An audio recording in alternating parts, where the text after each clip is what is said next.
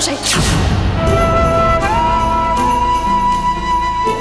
আমি আপনাকে কথা দিচ্ছি, এই বিয়ে সুখের হবেই।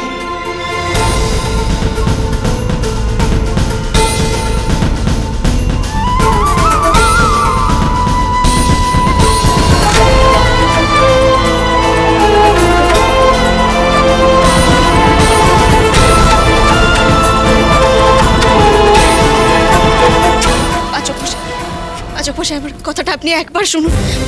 দেখুন, আমাকে মা আনন্দী সংকেত দিয়েছে, প্রিয়া আর দা ভাইয়ের বিবাহিত জীবন সুখের হবে। আপনি বিশ্বাস করুন কথাটা। দেখ ওকে, ওকে দেখে তোর মনে হচ্ছে যে ও খুশি, যে ও happy? Why did you do this? কথা কেন করলি এটা তুই? এভি, তুমি জানো না, গোবর দেবী পুরো ব্যাপারটা তোমার বোঝার আগেই সেরে ফেলেছে। ও ইচ্ছে করে সবটা করেছো, কিন্তু পারতো তোমাকে জানাতে, কিন্তু ও জানাইনি। চুপ কর মান্ডবী, একটাও বাজে কথা বলবি না, এটা আর কি সময় নয়। তুই এই কথাগুলো বলে ইচ্ছে করে পাচক মশাইকে আমার বিরুদ্ধে করার চেষ্টা করছিস, তাই তো?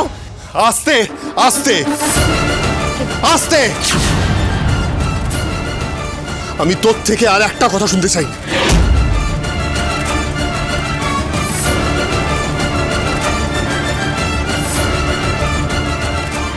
আর তুই একটা মেয়ের জীবনের কথা বলছিস?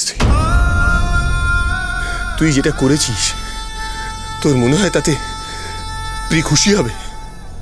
তোর এখনো মনে হচ্ছে যে যেটা তুই করেছিস সেটা ঠিক করেছিস? আকিব, কথায় পুরো ব্যাপারটা তো আমাদের বাড়ির জন্য করলো, আমাদের বাড়ির মান সম্মান সবকিছুর কথা ভেবে। এটা তো ব্রোকে বোঝাতে হবে। কিন্তু প্রিয়ার দিকটাও তো ভেবে দেখতে হবে। ওই বিয়েটাতে হ্যাপি হবে না ব্রো, জাস্ট লুক এট হার। ও কিন্তু এই বিয়েটাতে হ্যাপি হবে না, সত্যি হবে না। বাকি যে ছেলেটার সঙ্গে ও রিলেশনে ছিল, এখন তো আমরা সব কিছু জানলাম। ছেলেটা তোকে ডিচ করে চলে গেল, তার সঙ্গে যদি কিছু একটা ওকে হ্যাপি থাকতো। অগ্নিব, শুনুন,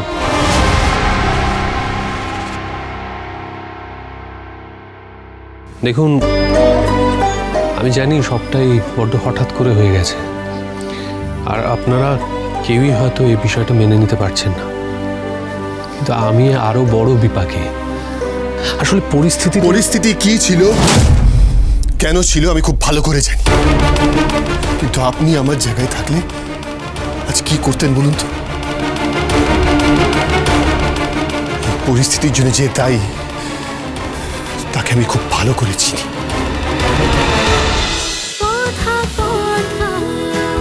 কথা সোম থেকে রবি প্রতিদিন সন্ধ্যে ৭টায় স্টার জলসায় ও ডিজনি প্লাস হটস্টারে।